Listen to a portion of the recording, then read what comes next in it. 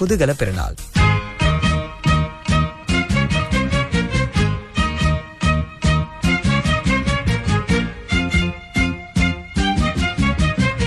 அஸ்ஸலாமு அலைக்கும் வரஹ்மத்துல்லாஹி வபரகாத்துஹு. அன்பான மின்னல் எஃப்எம் நேயர்களே, நோன்பு பெருநாள் சிறப்பு நிகழ்ச்சி குதூகல பெருநாள் என்ற நிகழ்ச்சியில் நாம் சந்திக்கின்றோம். அல்ஹம்துலில்லாஹ். இன்று தலைநகர் தென்னிந்திய பள்ளிவாசலான மஸ்ஜித் இந்தியா கோலாலம்பூர் பள்ளிவாசலின் இமாம் அவர்கள் மௌலானா ஹஃபீஸ் உஸ்தாஸ் டாக்டர் சயீத் இப்ராஹிம் அல் புகாரி அவர்களை நாம் சந்திக்க உள்ளோம். அஸ்ஸலாமு அலைக்கும் வரஹ்மத்துல்லாஹி வபரகாத்துஹு. உஸ்தாஸ், வலைக்கும் அஸ்ஸலாம் வரஹ்மத்துல்லாஹி வபரகாத்துஹு. ஈத் முபாரக். நோன்பு பெருநாள் வாழ்த்துக்கள். உங்களுக்கும் இந்த நிகழ்ச்சியை கேட்டுக்கொண்டிருக்கக்கூடிய அனைத்து மக்களுக்கும் என் சார்பாகவும் தலைநகர் மஸ்ஜித் இந்தியா பள்ளிவாசலினுடைய சார்பாகவும் ஈத் முபாரக் வாழ்த்துக்களை சொல்லி சந்தோஷத்தை வெளிப்படுத்திக் கொள்கின்றேன். மாஷா அல்லாஹ். இன்றைக்கு 2வது நாளாக பெருநாள் கொண்டாடிக்கிட்டு இருக்கோம். தங்களுடைய பெருநாள் பள்ளிவாசல்ல ஏற்பாடு எப்படி இருந்தது? பெருநாள் கொண்டாட்டங்கள் இதெல்லாம் எப்படி இருந்தது? நோன்பு காலத்திலே பள்ளிவாசல் மிகவும் கலகலவென்று இருந்தது. ஆமா, ஷவ்வாலுடைய பிறை தென்பட்டதற்கு பிறகு ஒரு விதமான ஒரு சந்தோஷம், ஒரு கவலை. இவ்வளவு காலமா நோன்பு பிடிச்சமே, நோன்பு முடிஞ்சிருச்சேன்னு ஒரு கவலை. ஆமா, இனிமே நம்ம செய்யக்கூடிய இபாதத்துகளுக்கெல்லாம் ஒரு நன்மை அந்த மாதிரி தானே கிடைக்கும், குறைவதானே,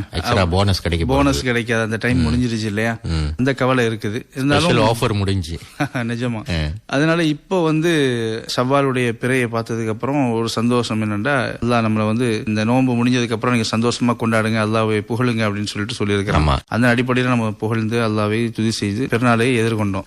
இந்த பெருநாளுடைய காலையில மக்கள் அலைகடலென திறந்தாங்க. பெருநாள் தொழுகை தொழுதுட்டு வாழ்த்துக்களை பரிமாறிக்கொண்டோம் எல்லாரும். அதுல ரொம்ப மனசுக்கு மிக நிகழ்ச்சியாகவும் மகிழ்ச்சியாகவும் இருந்துச்சு. இது தலைநகர் மஸ்ஜித் இந்தியா அப்படின்னும் போது இது ஒரு மைய பகுதியா இருக்கிறதுனால அங்க வாழக்கூடிய மக்கள் மட்டுமல்லாது பிரத்யேகமா இன்னைக்கு இந்த வருஷம் பெருநாள் மஸ்ஜித் இந்தியா கோலாலம்பூர்ல போய் பெருநாள் தொழுகை கொண்டாடலாம், அங்க உள்ள சூழ்நிலை எப்படி இருக்கு அப்படின்னு சொல்லி அறிந்து கொள்வோம் அப்படின்ற ஒரு சந்தோஷத்துல மகிழ்ச்சியில வரக்கூடிய மக்களும் நிறைய இருப்பாங்க. அதே போல வெளிநாடுகள்ல இருந்து மலேசியால தங்கி வேலை செய்யக்கூடிய பணியாற்றக்கூடிய நபர்களும் நிறைய இருக்கிறாங்க. தமிழ் பேசக்கூடிய மக்கள் மட்டும் இல்லாம மலாய் பேசக்கூடிய மக்கள் கூட நம்ம பள்ளிக்கு வராங்க.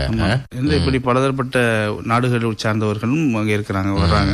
அதே மாதிரி மலாய் மக்களும் வராங்க. சில பேர் வீடுகள் தூரமாக இருந்தாலும் கூட அந்த பெருநாளையாவது நம்ம தன்னுடைய தாய் பள்ளியில கொண்டாடணும் அப்படின்ற ஒரு சந்தோஷத்துல அந்த ஒரு அடிப்படையில வராங்க. அங்க வரும் பொழுது இஸ்லாமிய சகோதரர்கள் எல்லாரையும் சந்திக்கக்கூடிய வாய்ப்பு கிடைக்குது. ரொம்ப நாள் பார்க்காதவங்க எல்லாம் பார்க்கக்கூடிய வாய்ப்பு கிடைக்குது. அப்படி சகோதரத்துவத்தை அழகான முறையில பகிர்ந்து கொண்டார்கள். அப்படி முடிஞ்சிச்சு. தொழுகை முடிஞ்சு பள்ளிவாசல் காலி ஆயிடுச்சு, தெருவழிகளும் காலி ஆயிடுச்சு. அவங்க வீடுகளுக்கு போயிட்டாங்கன்னு வைங்க. நாங்க நண்பர்கள் வீடுகள்ல போய் சந்தோஷமா பேசிக்கிட்டு வந்தோம். என்னுடைய பூர்வீகம் அப்படின்னு சொன்னா, நான் பிறந்தது தமிழ்நாட்டில காயல்பட்டினம் அப்படின்னு சொல்லக்கூடிய கடற்கரை ஓரமாக இருக்கக்கூடிய ஒரு ஊர், இஸ்லாமிய ஊர், வரலாற்று சிறப்பு மிக்க இடம், மார்க்க பணிக்கு சிறந்த ஒரு கண்டிப்பா நிறைய பள்ளிவாசல்கள், நிறைய ஆலிம்கள் ஹாஃபிதுகள் வாழக்கூடிய சிறுமக்கா என்று அழைக்கக்கூடிய அளவிற்கு உண்டான ஒரு ஊர். வேற ஒரு நாட்டுல பிறந்து எப்படி இந்த நாட்டுக்கு இமாமத்து பணி, அது முக்கியமான ஒரு பள்ளியில ஒரு இமாமத்து பணியில அமர்ந்திருக்கிறதுன்றது சாதாரண விஷயம் இல்ல. பல அர்ப்பணிப்புகளும் பல சோதனைகளும் இருக்கத்தான் செய்யும் இல்லையா? இந்த சாதனையுடைய பயணம் எப்படியாப்பட்டது, அதை பற்றி கூறுங்க. காயல்பட்டினத்திலேயே நான் ஆரம்ப கல்வி கற்றேன். சரி. அதற்கு பிறகு பள்ளி படிப்பு படித்துக் கொண்டிருக்கும் பொழுதுதான் மறைந்த என்னுடைய தந்தையார் THM சையத் அலாவுத்தீன் அவங்க தான் என்ன ஒரு மார்க்க கல்வி கற்க வைக்கணும் அப்படின்ற ஒரு பேரார்வம் கொண்டவங்களா இருந்தாங்க. சரி. அதன் அடிப்படையில் என்ன செஞ்சாங்க, திருச்சின்ற ஊர்ல குர்ஆனை மனனம் செய்வதற்காக என்ன சேர்த்தாங்க. சரி. கிட்டத்தட்ட அது ஒரு 2000 நாங்க ஓதி முடிச்சேன். பிறகு அங்கிருந்து பள்ளி படிப்பை அப்படி தொடர்ந்தேன். பள்ளி படிப்பு முடித்ததற்கு பிறகு சென்னையில இருக்கக்கூடிய கீழக்கரை புகாரி ஆலிம் அரபிக் கல்லூரியில போய் மார்க்க கல்வியும் உலக கல்வியும் சேர்ந்து கொடுக்கக்கூடிய ஒரு கல்லூரி அது. ஏன்னா அந்த காலத்தினுடைய தேவை அப்படி இருந்தது. என்னுடைய தந்தை என்னை அங்க அனுப்பி வச்சாங்க.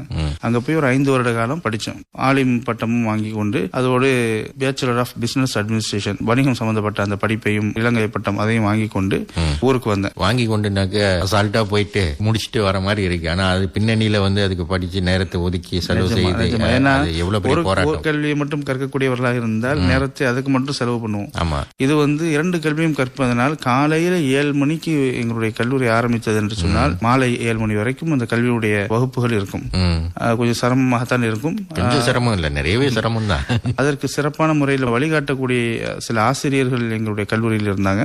அதையும் குறிப்பாக என்னுடைய முதல்வர் மரியாதைக்குரிய சையது மசூத் ஜமாலி ஹசரத் அவர்கள் எனக்கு மட்டுமல்ல, இந்த கல்லூரியில் படிக்கக்கூடிய எல்லோருக்கும் நல்ல உறுதுணையாக இருந்து அவர்கள் கல்லூரியிலே வந்து பேசக்கூடிய சமயத்திலேயே ஆங்கிலம் பேச வேண்டும், அரபு மொழி பேச வேண்டும் என்கின்ற அடிப்படையை ஆழமாக கொடுத்துட்டு அதுக்கப்புறமா கல்வியை கொடுத்தாங்க. அது ரொம்ப பயனுள்ளதாக இருந்துச்சு. சரி, கல்லூரியினுடைய கடைசி வருஷம் நான் படித்துக் கொண்டிருக்கும் பொழுது மலேசியாவிலிருந்து அழைப்பு வந்தது. அதுவும் எங்களுடைய கல்லூரி முதல்வர் வாயிலாகத்தான். பெத்தாலிஞ்சேயாவில் அமைந்திருக்கக்கூடிய அங்கத்தான் கமாஜுவான் முஸ்லிம் என்று சொல்லக்கூடிய சங்கத்தின் கீழே இருக்கக்கூடிய அல் மதரசத்துல் முஹம்மதியா அதனுடைய நிர்வாகி தொலைபேசி வழியாக என்னை தொடர்பு கொண்டு பரிசோதித்தார்கள். அதற்கு பிறகு நேர வந்தாங்க, என்னையும் ஒரு சில பேர்களையும் நேர்முக தேர்வு செய்து என்னை தேர்வு செய்தார்கள். அதற்கு பிறகுதான் நான் மலேசியாவுக்குள்ள வருகிறேன். மலேசியாவில் வரக்கூடிய சமயத்தில் 2009 இப்பொழுது திருமணம் ஆகவில்லை. 3 வருடம் அந்த மதரசாவிலே நான் உஸ்தாதாக பணிபுரிந்து வந்தேன். சரி, ஒரு நண்பர் எனக்கு பழக்கமானார். அந்த நண்பர் மருகமா இறந்து விட்டார்கள். அவருடைய பேர் ஷிராஜுத்தீன். ரொம்ப முற்போக்கு சிந்தனை உடையவர். அது மட்டுமல்ல, சமுதாய வேலைகளை எடுத்து செய்வதிலே அவர் மிகவும் ஆர்வமானவர்.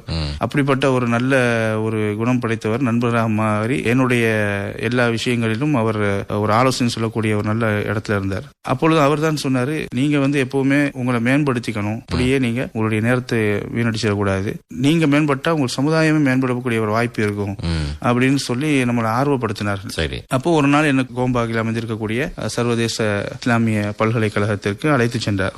ரொம்ப பிரம்மாண்டமான ஒரு பல்கலைக்கழகம். அங்க உள்ள மக்கள் நல்ல கல்வியாளர்களாகவும் அவங்களுடைய பேச்சில் ஒரு நல்ல ஒரு நாகரிகமும் பல மொழிகள் பேசக்கூடிய மக்களை சர்வதேச பல்கலைக்கழகம்னால எல்லா மக்களும் அங்க இருந்தாங்க. இது ஒரு நல்ல ஒரு சந்தர்ப்பமாக இருக்கிறது அப்படின்னு மனசுல எண்ணிக்கொண்டிருந்தேன். அப்போ பேராசிரியர் அகமது காமில் என்று சொல்லக்கூடியவர், அவங்க வந்து அங்க டீனாக இருந்தாங்க. அது யாரு என்னன்னு விசாரிக்கும் பொழுது, மதரசாவில் உஸ்தாதா இருக்கிறேன். அப்படிங்களா அப்படின்னு சொல்லி, என்ன படிச்சிருக்கீங்க அப்படிங்கும்போது, நம்ம இந்த மாதிரி டிகிரி படிச்சிருக்கிறோம் அப்படின்னு சொல்லும் பொழுது, ஏன் நீங்க மேற்கொண்டு படிக்கலாமே அப்படின்னு அவரு ஒரு ஆர்வமா கேட்டார். அதோட பக்கத்துல என்னுடைய நண்பரும், ஆமா நீங்க ஏன் படிக்க கூடாது, இங்கே படிக்கலாமா அப்படிங்கும்போது, நம்ம உள்ளத்துல நம்ம நினைச்சது எப்படி ஒரு 2 பேருமே சொல்றாங்களே அப்படின்னு சொல்லிட்டு, சரி இங்கதான் படிச்சே ஆகணும் அப்படின்ற ஒரு எண்ணம் வந்துருச்சு. எப்படி படிக்கிறது ஒரு வழியும் தெரியாது. அப்படிங்கும்போதுதான் விண்ணப்ப படிவத்தை எடுத்து எழுதி கொண்டு வந்து, ஒரு ஹாஃபிஸாவும் இருக்கிறதுனால ஒரு ஆலிமாவும் இருக்கிறதுனால குரான் சுன்னாவில குரான் சம்பந்தப்பட்ட கல்வியும் அறிவியலையும் நம்ம வந்து தெரிஞ்சுக்கணும்னு ஆசைப்பட்டேன். அதனால அதை நான் தேர்வு செய்துவிட்டு அப்படியே விண்ணப்ப படிவத்தை அப்பவே கொண்டு போய் கொடுத்துட்டோம். விண்ணப்ப படிவம் கொடுத்ததோட அதுக்கப்புறம் என்ன நடந்துச்சு அப்படின்னு இன்ஷா அல்லாஹ் ஒரு பாடலுக்கு பிறகு நாம் தெரிந்து கொள்வோம். இறைப்பணியாற்றிடும் இமாம்களே, விளங்கிடும் திருமறை விளக்கங்களே, இறைப்பணியாற்றிடும் இமாம்களே, விளங்கிடும் திருமறை விளக்கங்களே, அண்ணல் நபியின் வாரிசாக வாழும் உலமா பெருமக்களே, வாழும் உலமா பெருமக்களே, இறைப்பணியாற்றிடும் இமாம்களே, இளங்கிடும் திருமறை விளக்கங்களே.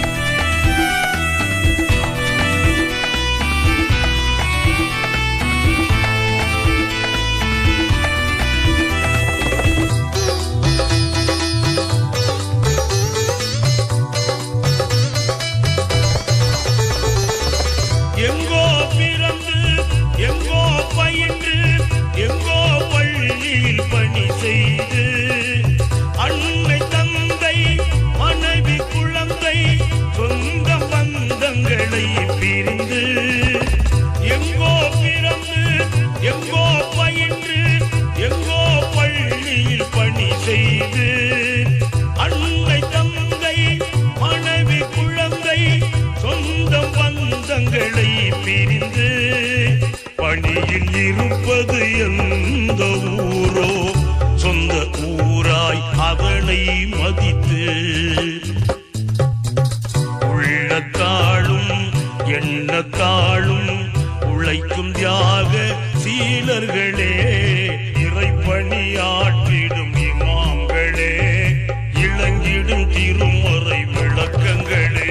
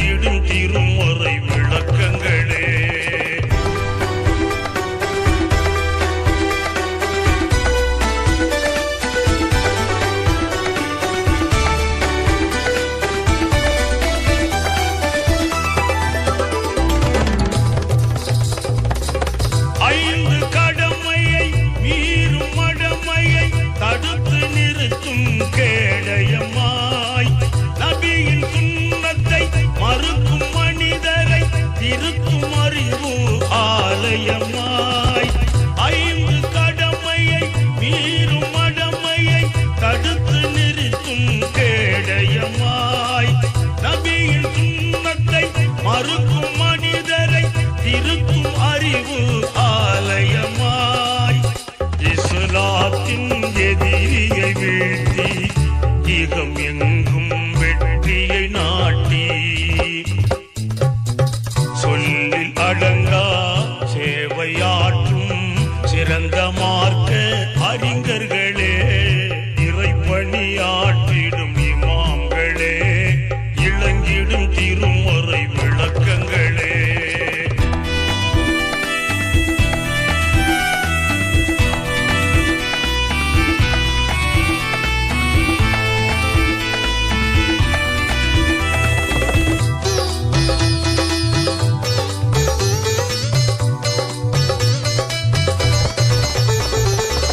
சின்னஞ்சிறிய குழந்தைக்கெல்லாம் தினமும் குர்ஆன் சொல்லித் தந்து அஞ்சில் வளையும் பிஞ்சு வயதில் மறையை மனனம் செய்ய வைத்து சின்னஞ்சிறிய குழந்தைக்கெல்லாம் தினமும் குர்ஆன் சொல்லித் தந்து அஞ்சில் வளையும் பிஞ்சு வயதில் மறையை மனனம் செய்ய வைத்து வருங்காலத்தில் ஆலிமாக உருவாக்கிய ஆசானாக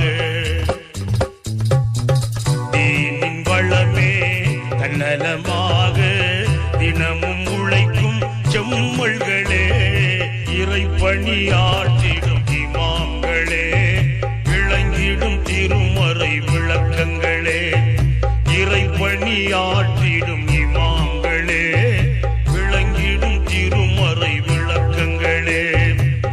அண்ணல் நபியின் வாரிசாக வாழும் உலமா பெருமக்களே, வாழும் உலமா பெருமக்களே, இறைப்பணியாற்றிடும் இமாம்களே, இளங்கிடும் திருமறை விளக்கங்களே, இறைப்பணியாற்றிடும் இமாம்களே, இளங்கிடும் திருமறை விளக்கங்களே.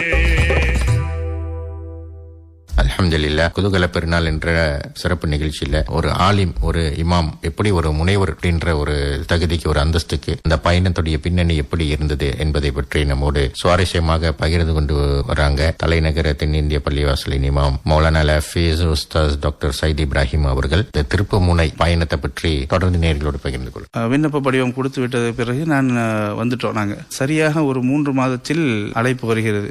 கல்லூரியில் அனுமதி கிடைத்து விட்டது. பணியாற்றி கொண்டிருந்த அந்த மதரசாவுக்கும் இதுக்கும் கொஞ்சம் தூரம், அங்கிருந்து படிக்கக்கூடிய ஒரு சூழ்நிலை இல்லை. அதனால அங்கிருந்து நிர்வாகத்தினுடைய அனுமதியை பெற்றுக்கொண்டு நான் வெளியேறி ஒரு அரபி மொழி மையம் அங்கிருந்து நான் படிக்க முயற்சி செய்து ஆரம்பித்தேன். எனக்கு அப்பொழுதுதான் திருமணம் முடிந்தது. அந்த காலத்தில் தற்காலிகமாக நான் வேலை செய்தேன். பத்து கேஃப்ல ஒரு தனியார் நிறுவனத்திலே எனக்கு வேலை கிடைத்தது. அதாவது புத்தகங்களை சரிபார்ப்பது, புத்தகங்கள் எழுதுவது போன்ற பணிகள் செய்வதற்கு எனக்கு ஒரு வேலை கிடைத்தது. மார்க்க சம்பந்தமான புத்தகங்கள், அது எனக்கு உதவியாக இருந்தது. காலையில் வேலை செய்வேன், மாலையில் படிப்பேன். அப்படியாக நாட்கள் ஓடியது. கிட்டத்தட்ட 40 புத்தகங்கள் எழுதிவிட்டேன் நான், அல்லாஹ்வுடைய கிருபை கொண்டு. என்னுடைய வீட்டிலேயும் ரொம்ப பொறுமையாக இருந்தார்கள். படிக்கிற ஒரு சூழ்நிலை, ஏன்னா படிப்புங்கிறது அவ்வளவு முக்கியமான ஒரு சொத்து, யாராலும் திருட முடியாத ஒரு சொத்து. அதை நம்ம முதலீடு கண்டிப்பாக என்னுடைய அருமை மனைவி அவங்க எனக்கு வந்து படிக்கணும்னு சொல்லி ஆர்வப்படுத்தினாங்க. அதன் அடிப்படையில் நம்ம படிச்சு கொண்டு வந்தோம். மாஸ்டர்ஸ் முதுகலை பட்டம் முடிந்தது. அப்பொழுது முழுமையாக என்னுடைய செலவில் தான் படிக்கக்கூடிய ஒரு சூழ்நிலை. இதுக்கிடையில மார்க்க பணியும் தொடர்ந்து செஞ்சுக்கிட்டு தான் இருந்தீங்க இல்லையா? மதரசாக்கள்ல, பள்ளிவாசல்ல மார்க்க சம்பந்தமான அழைப்பு பணி தொடர்பான நிறைய விஷயங்கள் செய்து சமுதாயத்தை எந்த ஒரு சந்தர்ப்பத்திலும் நாம் சமுதாயத்திற்கு செய்ய வேண்டிய பணியை செய்ய வேண்டும் என்கின்ற நோக்கில் பயான்களும் செய்து கொண்டிருந்தேன். மின்னல் எஃப்எம்ல கூட இஸ்லாமிய நிகழ்ச்சியில நோன்பின் மாண்புரை, அப்புறம் இஸ்லாமிய விருச்சம், அல்குர்ஆனும் அறிவியலும், ஞானச்சுடர், சகுர சிந்தனை, இந்த மாதிரி பல நிகழ்ச்சிகள்ல தங்களுடைய பங்களிப்பு இருக்கு இல்லையா? இப்படியாக முதுகலை பட்டம் முடிந்து விட்டது. நல்ல ஒரு மதிப்பெண் பெற்றேன். அந்த மதிப்பெண் அடிப்படையிலே நான் அதே பல்கலைக்கழகத்திலே முனைவருக்கான படிப்பை தொடங்கினேன். எந்த துறையில?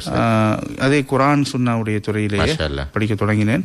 ட்ரிபிள் ஐடி என்று அழைக்கக்கூடிய சமூக அமைப்பு நிறைய மாணவர்களுக்கு ஊக்கத்தொகை கொடுக்கறாங்க. அது நல்ல மதிப்பெண்கள் எடுக்கக்கூடிய மக்களுக்கு.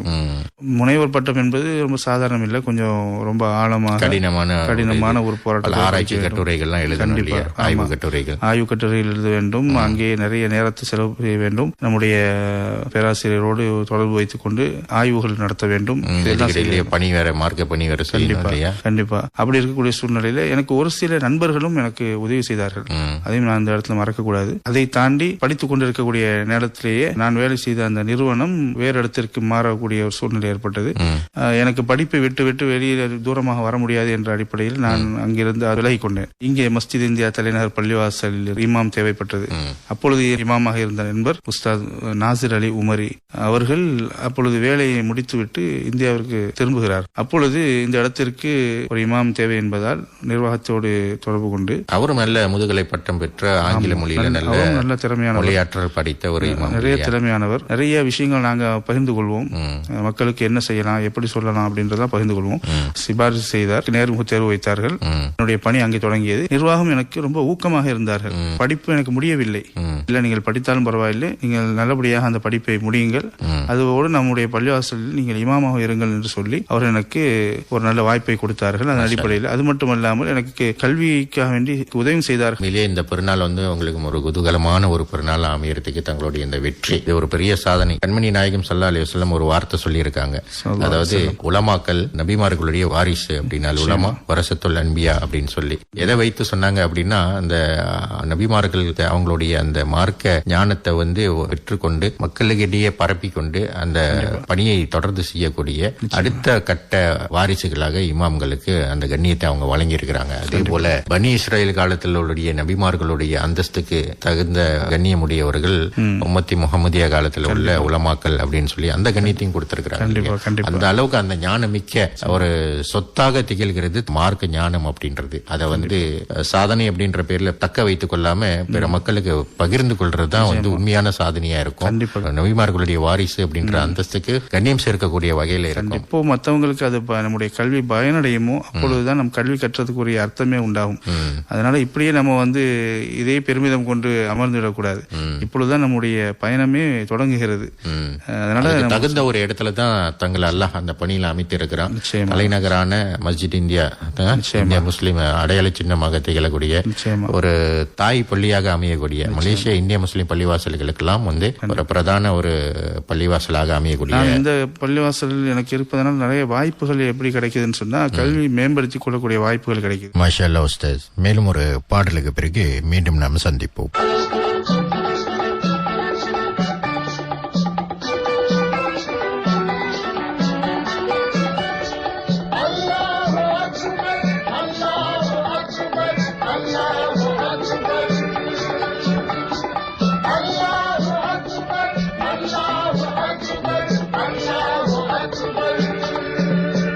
தக்பீர் முழக்கம் கேட்டால் உள்ளம் இனிக்கும். மக்கமா நபியின் வழி சென்றால் வாழ்க்கை வணக்கும். தக்பீர் முழக்கம்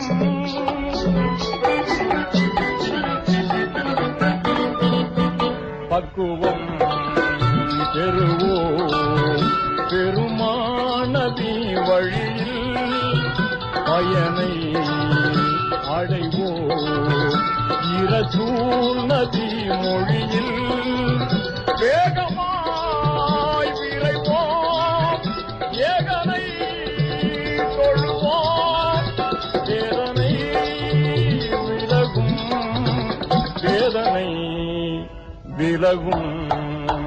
தக்பீர் முழக்கம் அல்லாஹு அக்பர் அல்லாஹு அக்பர் அல்லாஹு அக்பர்.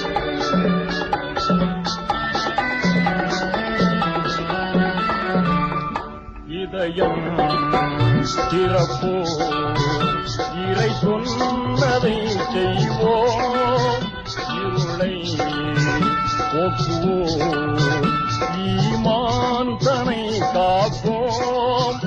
இன்னுமா தயக்கம், என்னதான் மயக்கம், ஏனோ மௌனம், ஏனோ மௌனம், தக்பீர் முழக்கம். அல்லாஹு அக்பர், அல்லாஹு அக்பர், அல்லாஹு அக்பர்.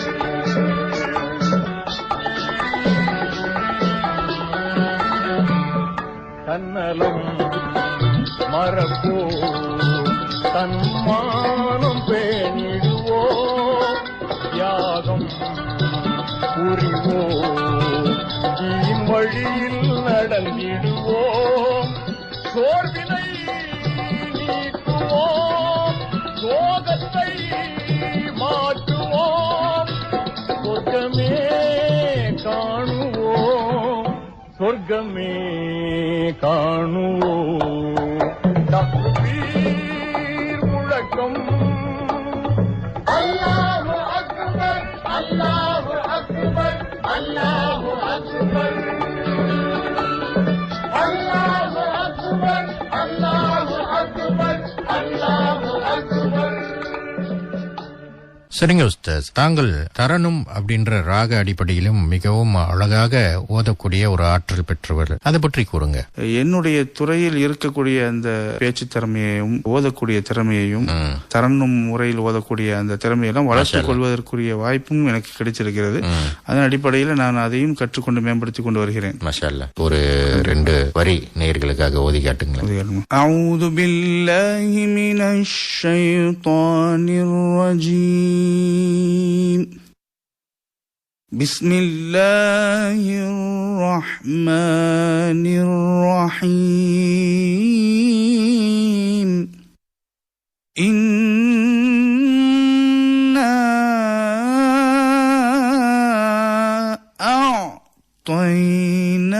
அஅதைனாக்கல் கௌஸர் ஃபஸல்லி லிரப்பிக வன்ஹர். إن شانئك هو الأبتر. صدق الله العظيم. மாஷா அல்லாஹ், மாஷா அல்லாஹ். இந்த தரணும் ராகத்தை பத்தி சொல்லுங்க. அதாவது தரணும் அப்படிங்கும்போது அழகான முறையில் குரானை ராகமாக ஓதுவது. இது பலதரப்பட்ட நாடுகள்லையும் ஓதப்படக்கூடிய முறைகள். இதுல நிறைய ராகங்கள் இருக்கிறது. நான் இப்ப ஓதின ராகத்தினுடைய பெயர் நஹவந்த். அதற்கு இல்லாமல் ஜிஹார்கா என்று இருக்கிறது, ரஸ்த் அப்படின்னு சொல்லக்கூடிய ராகம் இருக்கிறது, சபா என்ற ராகம் இருக்கிறது, பையாத்தி என்று இருக்கிறது. எல்லாம் மக்காமாத்துன்னு சொல்லுவாங்க. இதெல்லாம் ராகங்கள். இந்த ராகங்களை எல்லாம் முறையாக ஒரு உஸ்தாது ஆசிரியரிடம் நாம் கற்க வேண்டும். கற்றோம் என்று சொன்னால் நம்ம குரானுடைய எந்த வசனத்தையும் அந்த ராகத்தின் அடிப்படையில் நம்ம ஓதலாம். கேட்பவருக்கு இனிமையாக இருக்கும். நான் ஆரம்பத்தில் உஸ்தாத் நிக் அசீசான் மர்ஹூம் இறந்து போயிட்டாங்க. அவங்கள்ட்ட தான் நான் வந்து ஆரம்பத்தில் கற்க ஆரம்பித்தேன்.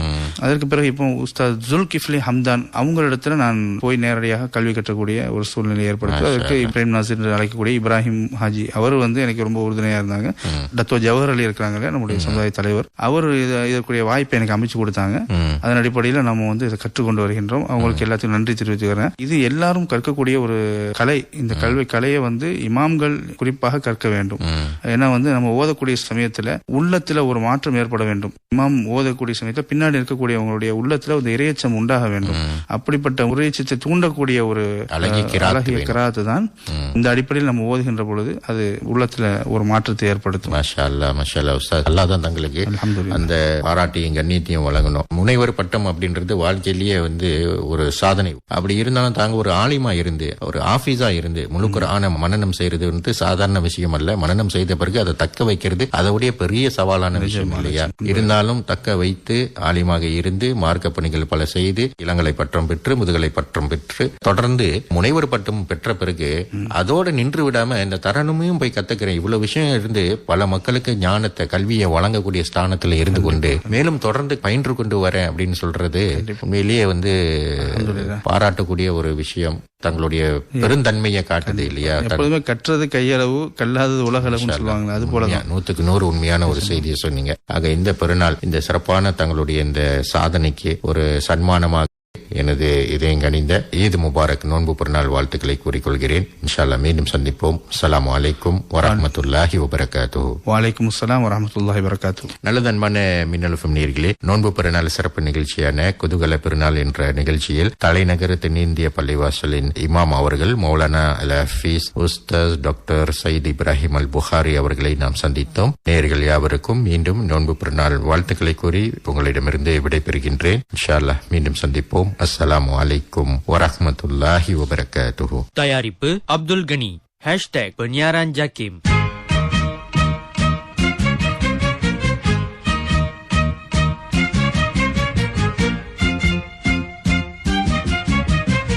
இடம்பெற்றது நோன்பு பெருநாள் சிறப்பு நிகழ்ச்சி குதூகல பெருநாள்.